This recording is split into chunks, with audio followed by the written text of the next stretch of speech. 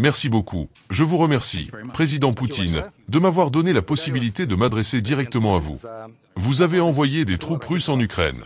Comme vous l'affirmez, c'était pour protéger les citoyens russes ainsi que les citoyens russophones du Donbass et pour assurer la sécurité de la frontière orientale de la Russie. Depuis lors, des milliers de personnes ont perdu la vie des deux côtés. Et les actes hostiles se sont même étendus à certaines régions russes ces derniers jours. Il y a quelques heures, des responsables occidentaux ont confirmé à notre agence que l'Ukraine avait utilisé, au cours des derniers jours, des armes occidentales sur le territoire russe. Pensez-vous que cela constitue une provocation supplémentaire dans le développement de la question posée par mon collègue? Selon vous, qu'a réussi à obtenir Moscou ces 2 dernières années et comment pourrait-on mettre fin au combat? Ce que nous avons entrepris relève de notre devoir fondamental envers les populations qui, durant cette période troublée, ont enduré les affres d'un coup d'État suivi d'événements qui ont profondément bouleversé la stabilité de notre région. Nous avons agi dans l'intérêt de ceux qui souffraient à cause de cette instabilité et des combats qui ont éclaté dans les territoires situés au sud-est de l'Ukraine. Il s'agissait d'un engagement moral et d'une obligation historique, reconnaître et défendre les droits des populations locales, celles qui, dans ces zones, luttent pour sauvegarder leurs intérêts vitaux, préserver leur vie ainsi que celle de leurs enfants. Pour nous, cette reconnaissance constitue l'essence même de notre action et de notre politique. Nous avons voulu démontrer, à la fois à notre peuple et à l'ensemble de la communauté internationale, que nos déclarations en faveur de la protection de nos intérêts ne se limitaient pas à de simples paroles. Nous avons prouvé que nous étions résolus à agir concrètement et avec détermination. Cet engagement se traduit par des mesures tangibles et des actions décidées, qui continueront sans relâche tant que la situation l'exigera. Il est impératif que l'on prenne en compte l'ensemble de ces faits lorsqu'on évalue la situation globale et les choix qui s'imposent pour assurer la paix et la sécurité dans notre région. Passons désormais à la question qui se pose au sujet de la cessation des hostilités en Ukraine. Permettez-moi, en tant que représentant des États-Unis, de rappeler une observation que j'ai un jour adressée à M. Biden. Bien qu'il ne m'ait jamais transmis de courrier officiel, j'ai, en réponse écrite, formulé cette pensée de manière claire et sans équivoque. Si vous souhaitez mettre fin au combat en Ukraine, cessez de fournir des armes.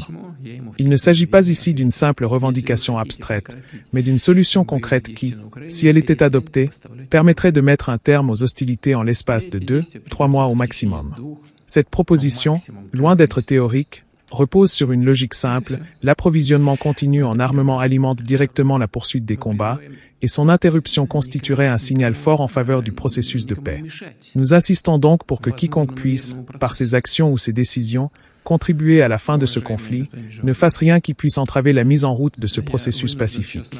Il convient également de revenir sur un moment marquant de l'année 2022, époque à laquelle nous avions, en étroite concertation avec l'Ukraine, convenu de la possibilité de conclure un accord visant à répondre à plusieurs questions stratégiques et essentielles pour l'avenir de la région. L'une des interrogations fondamentales portait sur la garantie de sécurité de l'Ukraine. Dans le projet d'accord que nous avions élaboré conjointement, l'Ukraine avait clairement stipulé qu'elle ne deviendrait pas membre de l'OTAN et adopterait une politique de neutralité.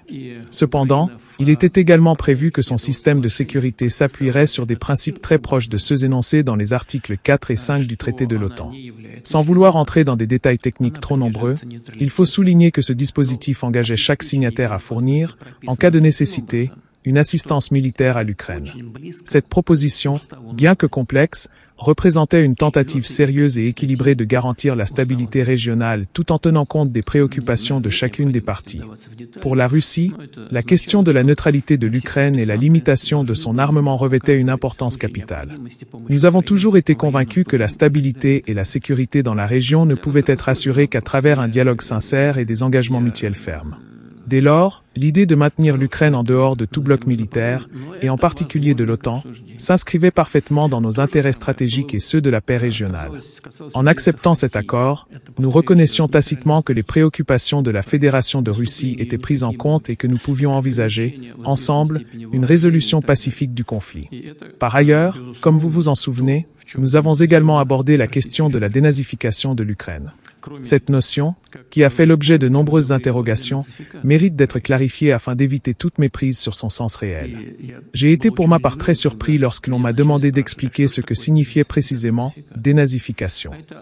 Pour être parfaitement clair, il s'agit, dans ce contexte, d'une mesure législative visant à interdire la propagande nazie. Aussi surprenant que cela puisse paraître, nous avons réussi à établir ici une base commune, semblable à celle que nous avons trouvée sur d'autres questions essentielles. Ce terrain d'entente s'est révélé indispensable pour envisager une résolution pacifique de la crise qui affecte la région. Il importe de noter qu'un accord avait été envisagé, et que le chef du groupe de négociation ukrainien avait lui-même apposé sa signature sur un extrait de cet accord déterminant. La signature de ce document, accompagnée de la paraphrase de ses principales dispositions, témoignait, à mon sens, de l'adhésion de la partie ukrainienne à l'ensemble des mesures proposées. En conséquence, si nous avons consenti à accepter cet accord, c'était parce que nous pensions qu'il satisfaisait non seulement nos exigences, mais également celles de l'Ukraine. Une telle convergence d'intérêts aurait constitué une base solide pour la conclusion d'un accord de paix global et durable. Cependant, je ne peux m'empêcher de poser une question rhétorique qui me semble fondamentale dans le contexte actuel. Pourquoi M. Johnson, en se rendant à Kiev, a-t-il recommandé de jeter cet accord aux ordures? Pourquoi, devant ses homologues ukrainiens, a-t-il fait de la victoire sur le champ de bataille et la défaite stratégique de la Russie un objectif prioritaire? Il est important de rappeler que des responsables ukrainiens eux-mêmes ont publiquement déclaré que si cet accord avait été définitivement signé, la guerre aurait pu prendre fin dès la fin de l'année 2022. Ces déclarations, émises ouvertement par des officiels à Kiev, ne sauraient être ignorées. Elles suggèrent clairement qu'une solution de paix avait été envisagée et qu'elle aurait pu se concrétiser, si seulement certaines forces avaient permis sa mise en œuvre. Ainsi, ma question se pose avec insistance. Pourquoi a-t-on délibérément entravé la signature de cet accord avec l'Ukraine? Je ne peux que supposer que certains acteurs, pour des raisons qui leur sont propres, étaient déterminés à poursuivre des objectifs contraires à la paix. Il semble en effet que certains aient cherché à atteindre des buts qui se situaient dans le cadre d'une politique étrangère résolument orientée contre la Russie, visant à la fragiliser, voire à la conduire à sa ruine, en imposant une défaite stratégique à tout prix. De telles ambitions, qui ne peuvent être mises en doute, semblent avoir motivé des décisions qui, de fait, ont empêché la conclusion d'un accord de paix susceptible de mettre un terme aux hostilités. C'est pour cette raison que vous m'avez posé la question de savoir ce qu'il fallait faire pour instaurer une paix durable. J'espère avoir apporté une réponse suffisamment complète en exposant clairement les faits et en rappelant les enjeux stratégiques qui se jouent. Je vous invite, dans la mesure de vos possibilités, à poser ces questions directement aux instances dirigeantes de votre pays. Demandez-leur pourquoi ils ont choisi d'entraver la conclusion d'un accord de paix entre la Russie et l'Ukraine. Ce que je viens d'exposer relève, en partie, de mes suppositions quant aux motivations sous-jacentes de ces décisions. Il est tout à fait possible qu'une réponse plus exhaustive et officielle existe, mais il ne m'appartient pas de parler au nom de mes collègues sur ce point précis. Permettez-moi d'ajouter que, dans cette affaire, la transparence et l'honnêteté intellectuelle doivent prévaloir. Il est essentiel que tous les acteurs impliqués dans la recherche d'une solution pacifique se montrent responsables et s'engagent réellement dans une démarche constructive, sans chercher à imposer des obstacles qui ne font qu'aggraver la situation.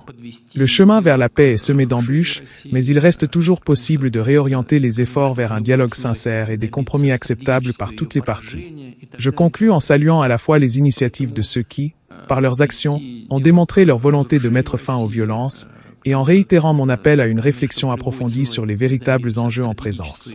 Aux États-Unis et au Royaume-Uni, je dis ceci. Il est regrettable que certaines décisions aient été prises non seulement par intérêt personnel, mais également avec le soutien d'administrations qui, par ailleurs, se doivent de privilégier la paix et la sécurité collective. Je suis convaincu que M. Johnson est intervenu non seulement par sa propre initiative, mais également sous l'impulsion et avec l'appui explicite de son gouvernement, et il n'existe aucun doute à ce sujet. Il est primordial que l'on se souvienne que la quête de la paix passe avant toute considération stratégique ou idéologique.